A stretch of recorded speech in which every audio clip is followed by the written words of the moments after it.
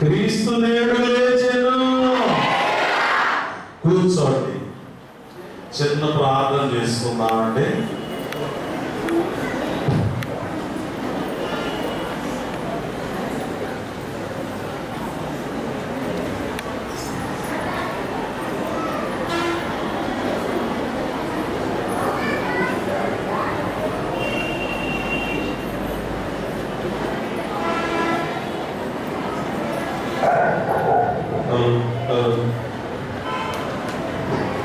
పునరుద్ధానుడు అయిన మా యేసు ప్రభువా, నీకనేక వందనాలు, స్తోత్రాలు. ఈ దినమున నీ పునరుద్ధానాన్ని మేము అందరము జ్ఞాపకం చేసుకొని నిన్ను ఆరాధించు ధన్యత భాగ్యము మాకిచ్చినందుకు స్తోత్రాలు.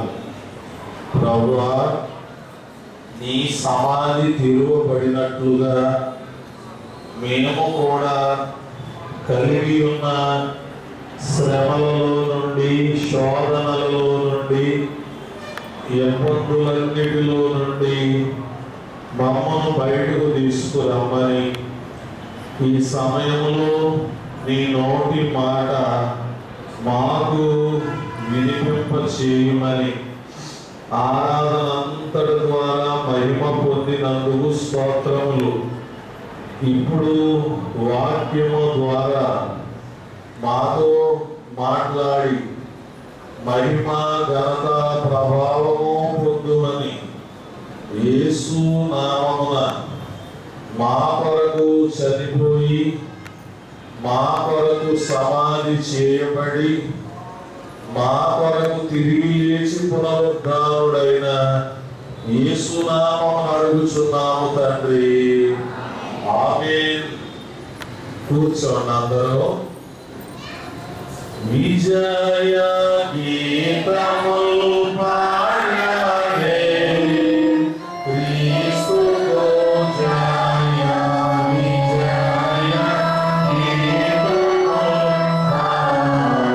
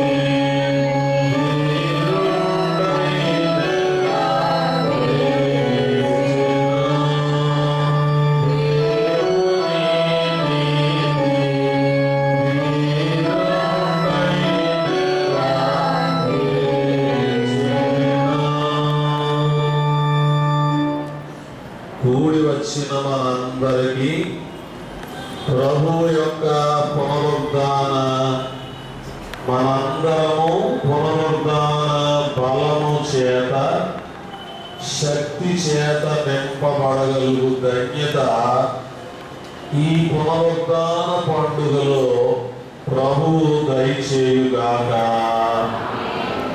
అందరూ బాగున్నారండి?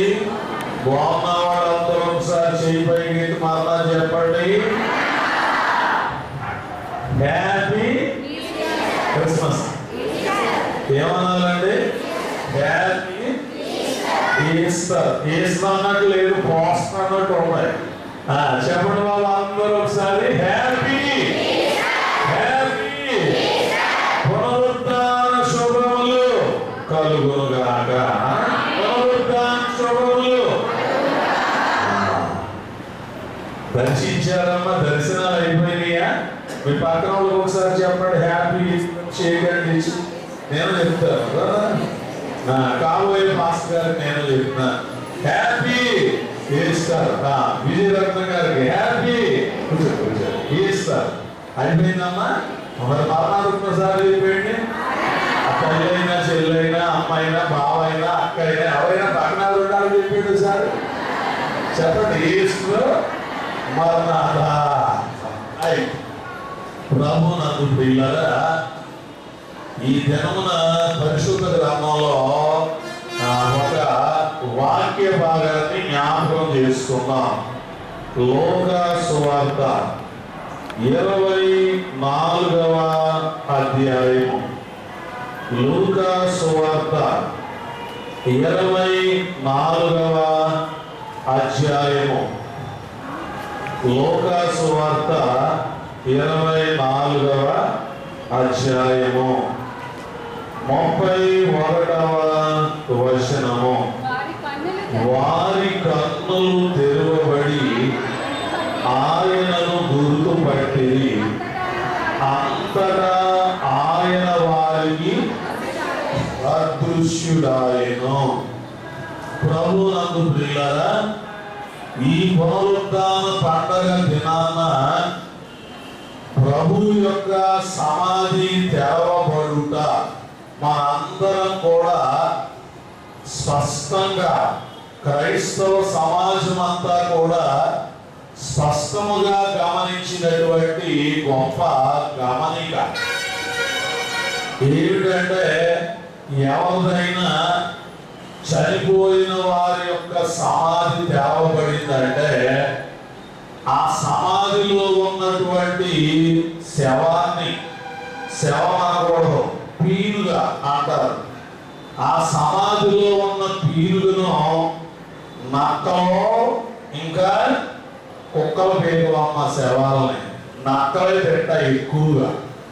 ఈ నక్కలు వచ్చి మరి గుయ్యి పెట్టి ఆ పీనుగును తినేయడం, ఏదో సంథింగ్ జరగడం, ఎవరైనా ఎత్తుకుపోయేవారు ఉంటే వారు దానిని అపహరించడం జరుగుతుంది. ఈ వేళ వాక్య భాగంలో ఉన్న విషయాలను మరి మనం చూస్తే, యేసుక్రీస్తు ప్రభు యొక్క మరణం మొదలు ఆయన యొక్క ఫ్యూనరల్స్, అంతిమ సంస్కారాలన్నీ కూడా అంత ఒక పద్ధతిలో శాస్త్రోక్తంగా జరిగిందన్నమాట. అయితే దీనిని రుజువు చేసిన వాళ్ళు ఎవరు? ఈ శాస్త్రోక్తంగా జరిగిన ప్రొసీజర్ అంతా నిర్ధారించినటువంటి ఒక డాక్టర్ గారు ఉన్నాడు. యేసు ప్రభు యొక్క మరణాన్ని సర్టిఫై చేసాడనమాట.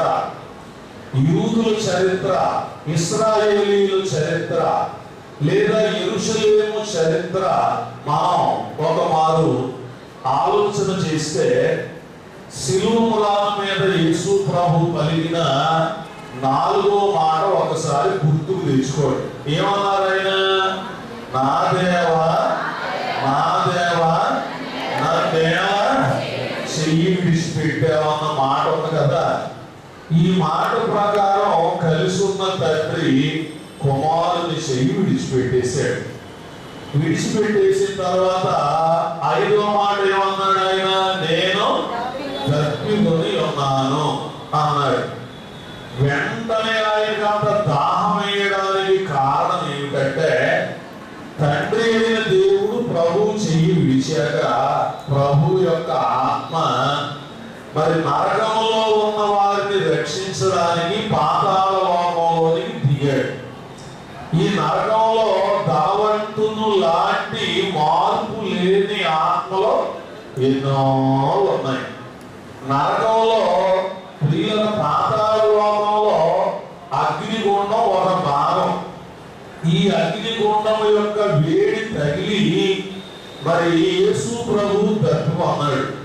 శరీరమేమో, ఆయన శరీరమేమో భూమి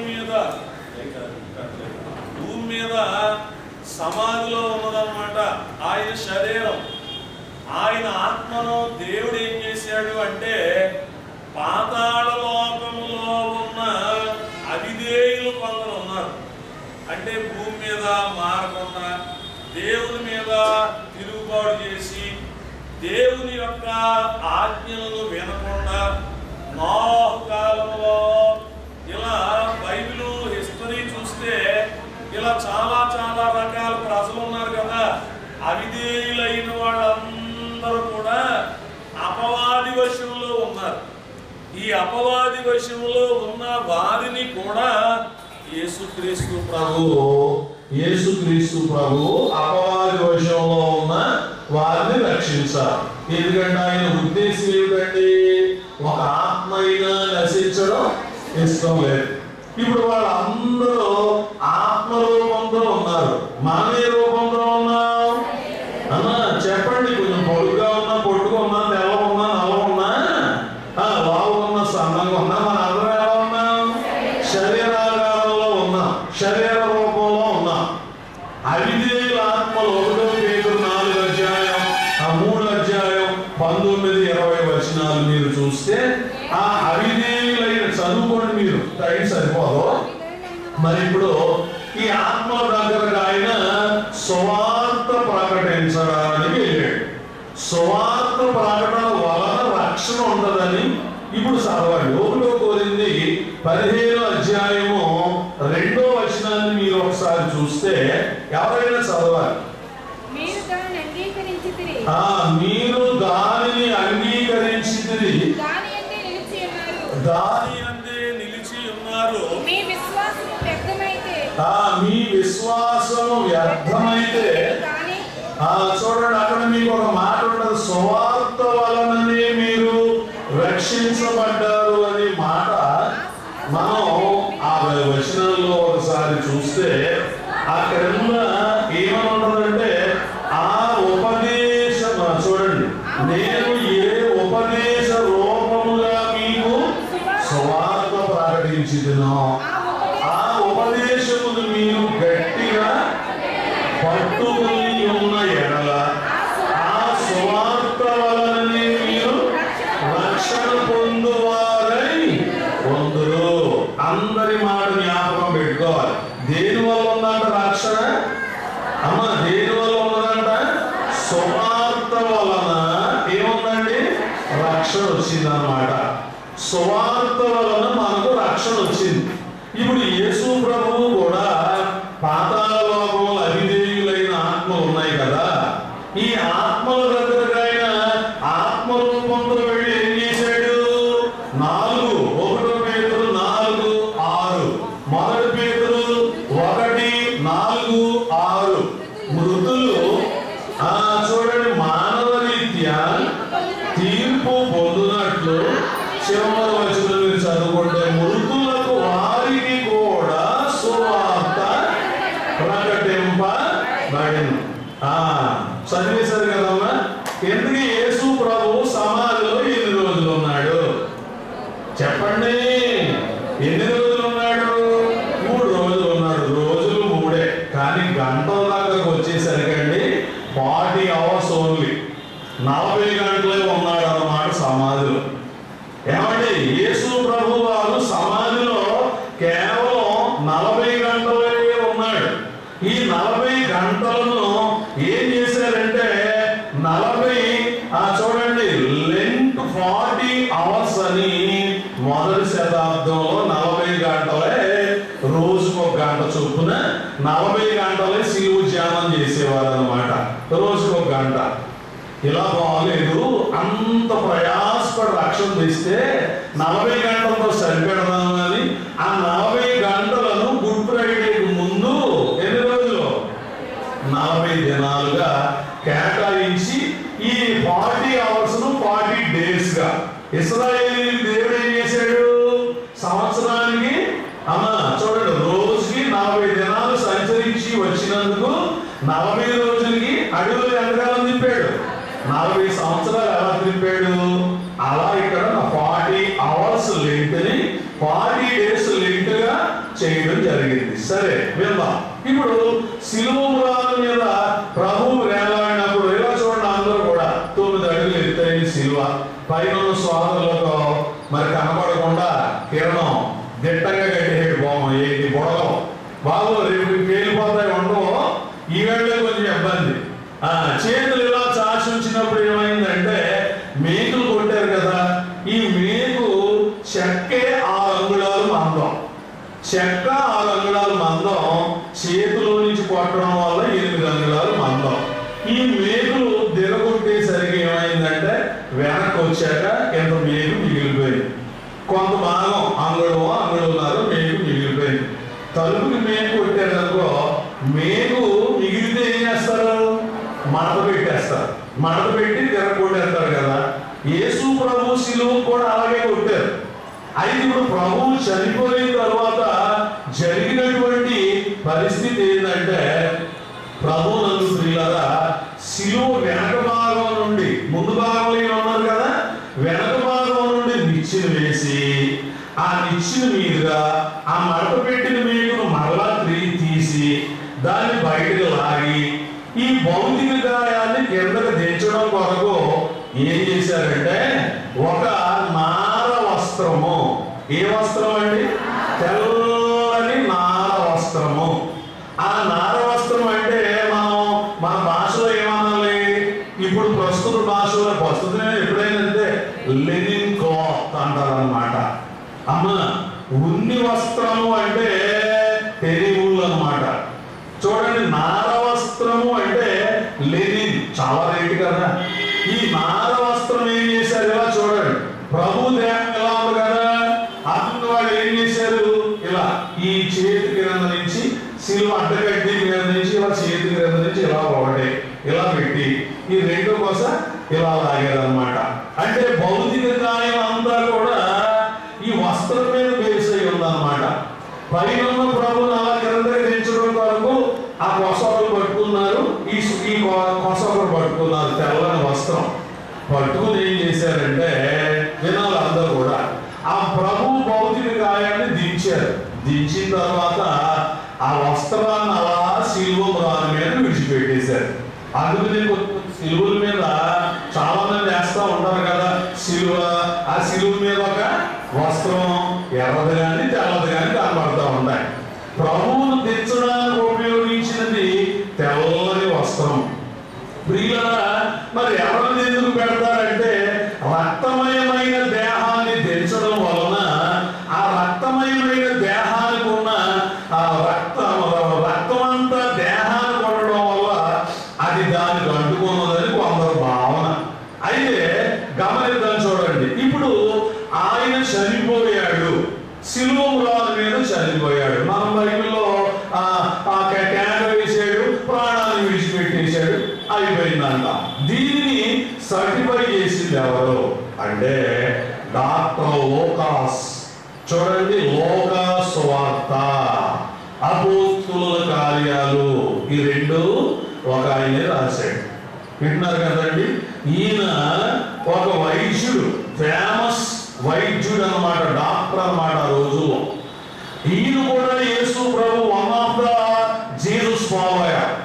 చూడండి, అందుచేత ఏం చేశాడంటే అలా పొడిచారు, నీరు రక్తం కాలింది. దేవుని పిల్లరా, మరి గమనించండి, అందుచేత ఈయన చనిపోయాడన్న మాట శతాధిపతికి చెప్పగానే శతాధిపతి చూడండి పిలాతు కౌలు వెళ్ళింది. కౌలు వెళ్ళగానే పిలాతు అంటాడు, మత్తయి 28:7 అధ్యాయం ఒకసారి త్వరగా జ్ఞాపకం చేసుకుందాం అంటారా? మత్తయి సువార్త. ప్రభువునందు ప్రియులారా, మరి మనము గమనించినప్పుడు అక్కడ ఆ సమాచారం, సరే ఒకసారి మనం మార్కు చూద్దాం. 15వ అధ్యాయం, మార్కు సువార్త 15వ అధ్యాయము. ప్రియులారా, మనము 43-44 వచనాల వరకు చూస్తే సాయంకాలం అయినప్పుడు ఈ యోసేపు తెగించి ఆ యేసు దేహాన్ని తనకేమని అడిగాడు. సరే, పిలాతు ఏమన్నాడు 44లో? ఆయన ఎంతలోనే చనిపోయినా ఆశ్చర్యపడి ఒక శతాధిపతిని తన యొక్కకు పిలిపించుకొని ఆయన ఎంతలోనే చనిపోయినా అని అతడిని అడిగింది. శతాధిపతి వలన సంగతిని తెలుసుకొని యేసు యోసేపునకు ఆ శవమును అప్పగించెను. చూడండి, అమ్మ ఇంతవరకు గుడ్ ఫ్రైడే నాడు బాగానే విన్నాము. ఇప్పుడు అసలు కథ ఏంటంటే, మరి కొరింథీ పత్రికలు ఏమని చదివారు? 1వ అధ్యాయం 3వ వచనం, 15వ అధ్యాయం 3వ వచనం, లేఖనముల ప్రకారము యేసు మరణము, యేసు మన పాపముల నిమిత్తము మృతి పొందెను, సమాధి దేని ప్రకారం? అకార్డింగ్ టు చూసారమ్మా, లేఖనం అకార్డింగ్ టు ఓల్డ్ అంటే వాక్య ప్రకారమే చనిపోయాడు.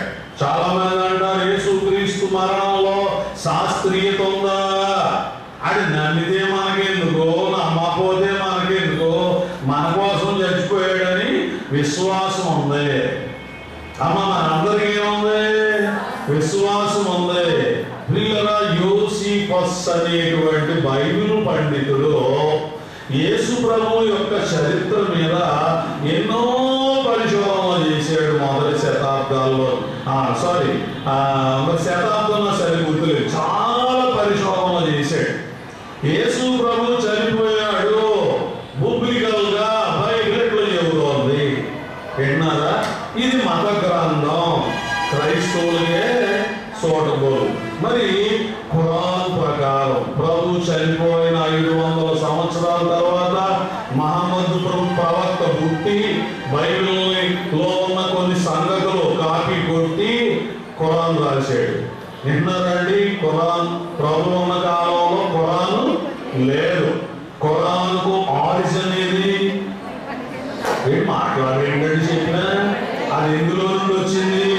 ఇక్కడ అబ్రహాం అంటే అక్కడ ఇబ్రహీం అంటాడు, ఇక్కడ దావీదు అంటాం, అక్కడ దావూద్ అంటారు. చూడండి ప్రియులరా, అన్ని కూడా బైబిల్ ఏమో ఎక్కడి నుంచి లెఫ్ట్ రైట్ క్లాక్ వైజ్ లో వెళ్ళింది అనమాట. బైబిల్ ఇలాగా బైబిల్ రాత అంతా కూడా, మన రాత కూడా క్లాక్ వైజ్ లో ఉంటుంది కదమ్మా. మాట్లాడతారు గడియారం ఎలా తిరుగుతారో అంటే మరి అందరూ మరి డౌట్గా చదువుతారు. నాకు అనుమానం వచ్చింది, గడియారం ఎలా తిరుగుతుందో మన రాత అలా ఉంటుంది. ఇస్లాం ఎలా ఉంటుంది? Anti clock wise. ఇక్కడ మొదలు అంటే ఎలా రాస్తాడు చూసారా? మనం కుడి చేతితో రాస్తే చెప్పండి, ఆడ కుడి చేయనా అమ్మా? కుడి చేతితోనే రాస్తారా?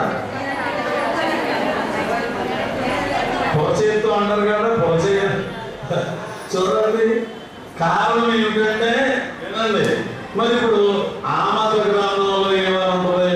చనిపోయిన యేసుక్రీస్తు ఓ ప్రవక్త కాబట్టి సమాధి తెరవబడలేదు అని అందులో ఉంటుంది. ఇదేంటి ఇంత కన్ఫ్యూజను? మా బైబిల్లో ఉన్నట్టు అందులో ఉండదు. ఇప్పుడు చరిత్రకారుడు యోసిఫస్ ఏం చేశాడంటే, యెరూషలేము చరిత్ర తీసుకున్నాడు, యూదుల చరిత్ర తీసుకున్నాడు, ఇశ్రాయేలు చారిత్రాత్మకమైన గ్రంథాలన్నీ తీసుకున్నాడు. ప్రభు చనిపోయేసరికి రూలింగ్లో ఎవరున్నారు? రోమన్స్. వాళ్ళు అమలు పరిచినటువంటి శిక్షా స్మృతి విధానం అంతా తీసాడు.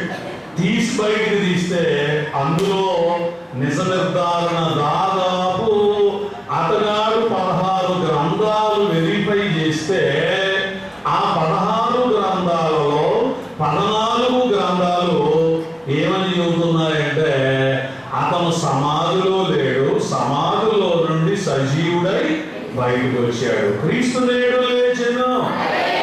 చూసారా? 14 గ్రంథాలు. అంచేత యేసు ప్రభు సమాధి ఎలా ఉంది? తెరవబడిన సమాధి తెరవబడుట. ప్రభువును ప్రియులను మనం గమనించాలి. ప్రభు సమాధి తెరవబడుట వాక్యంలో మరి మనం ఆ భాగాలను ఒక్కమారు జ్ఞాపకం చేసుకున్నప్పుడు దేవుని పిల్లలారా, మత్తయి సువార్త 27వ అధ్యాయము 52వ వచనాన్ని మనం ఒకమారు చూస్తే చూడండి, అక్కడ మత్తయి సువార్త 27:52లో ఒక మాట ఉన్నది, సమాధులు తెరవబడెను. యేసు ప్రభు వారు చనిపోతా కొందరు సమాధులు ఏం చేశాడంట? తెరిచాడు. కొన్ని సమాధులు తెరిచాడు. సమాధులు తెరవబడేది. సమాధుల్లో పొద్దున వెళ్ళారండి తాతగారులు, మామగారులు, తల్లులు, తండ్రులు, అత్తలు, మామలు, మనకంటే పెద్దవాళ్ళు, చనిపోయిన వాళ్ళు అందరి దగ్గరికి వెళ్ళారా? మరి ఉన్నారు కాబట్టి వెళ్ళాలి కదా. వెళ్ళకపోతే ఏమంటారు? బతికున్నప్పుడు కనీసం ఏదో ఎలగబెట్టేశారు ప్రేమ, చనిపోయినప్పుడు కనీసం సమాధి కూడా వీళ్ళు రంగు లేదు, ఒక పువ్వు కూడా జవలేదు. మా అమ్మ పిల్లల్ని ఎంత బాగా చూసిందో చూడండి. అమ్మ పిల్లలు ఏం చేస్తున్నారు? అందరు సమాధులు కళకళ ఆడతాయి. మీ తాలూకా సమాధే వెలగకపోద్దన్నమాట. ఇలాగే వెళ్తాం మేము కూడా. అమ్మ సమాధి మీద ప్రేమ ఉంది కాదు, సమాధి మీద ప్రేమ ఉంది కాదు. మా తాతగారి పేరు నాకు ఎట్టారు కనుక మా తాత సమాధి, మా చిన్నాళ్ళు ఎవరు రాదు, ఎలా ఉందని కూడా అడగరు, మా అత్తలు కూడా అడగరు. ప్రియులంతా నేను అక్కడనే పట్టుకుంటాను. మా నాన్నగారి సమాధి ఉంది. సరే, మా నాన్నగారి సమాధి చేసేయడానికి చాలా మంది వస్తారు. మరి గమనించండి, మా నాన్నగారు కూడా మరి ఆయన సమాధుల దగ్గరికి వెళ్ళి వాడు తక్కువ ఆయనకి కూడా. సరే, మా నాన్నగారు చెప్పేవారు అందరు సమాధుల మీద ఒత్తులు వెలుగుతాయి, మనవాడు దాని మీద ఎలగదు కాబట్టి వెళ్ళి మీరు వెళ్ళినప్పుడు ఒక ఒత్తి వెలిగించండి అని చెప్పేవారు. సరే, ఇప్పుడు ఆ డ్యూటీ మా అబ్బాయికి అప్పించానమ్మా. ఎందుకు చెప్తున్నానంటే మీరు వెళ్ళేసరికి మీ వాళ్ళు తాలూకా సమాధి తెరవబడి అలా సమాధి మీద కూర్చొని హాయ్ బాగున్నావా, చాన్నాడైంది మనవరాలా నిన్ను చూసి, ఒరే మనవడా బాగున్నావా, ఎలా ఉన్నావా నాన్న అన్నాడు అనుకో, చెప్పండి ఎలా ఉండదు? ఏమవుతుంది? ఎలా ఉండదు? ఇంకా సమాధులు దొడ్డులో ఆ తోటలో ఒక్కరు ఉండరు. ఎందుకు ఉండరు అంటే ఎవరు బయటకు వచ్చారు? చెప్పండి, సమాధుల నుంచి ఎవరు బయటకు వచ్చారు? చచ్చిపోయిన బయటకు వచ్చారు. చచ్చిపోయిన వాడు కనబడితే దైవానాలి. ఈ వేళ వాక్యంలో కూడా యేసు ప్రభువుని శిష్యులు అలాగే అన్నారు. దేవుని పిల్లరా, అంటే ఇప్పుడు ప్రభు సమాధి ఎలా ఉన్నది చూడండి. రాతి గోడలు నాకు ప్రక్కలందుండగను, మోకాగా బండాయు ముద్రాయు వేయగను,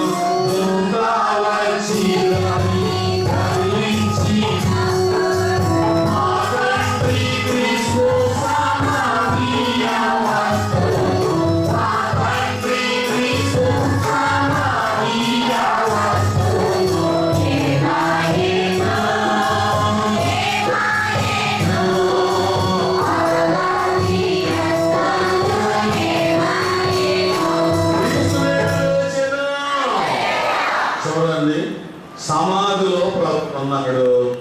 సమాధిలో ఉన్న ప్రభువుకు సమాధికి అడ్డంగా ఒక పెద్ద రాయి. మార్కు 16 ఒకసారి చూడండి అందరూ. మార్కు సువార్త 16వ అధ్యాయం. ప్రభునందు ప్రియులారా, మీరు 3వ వచనం చూస్తే చూడండి, అక్కడ ఒక మాట ఉంటుంది. 4వ వచనంలో రాయి పొందింపబడి ఉండుట చూసింది. ఆ రాయి ఎంతో పెద్దది. ఏమండి, సమాధి మీద రాళ్ళు అంటే నాపరాళ్ళు కాదండి. యూదుల సమాధులు ఎలా ఉంటాయంటే ధనికులైన వారు సమాధులు కొండలు దొలుస్తారు. మనం ఆలోచిస్తే మరి మోషే గారు ఉన్నాడు. పిస్గా కొండ మీద మోషే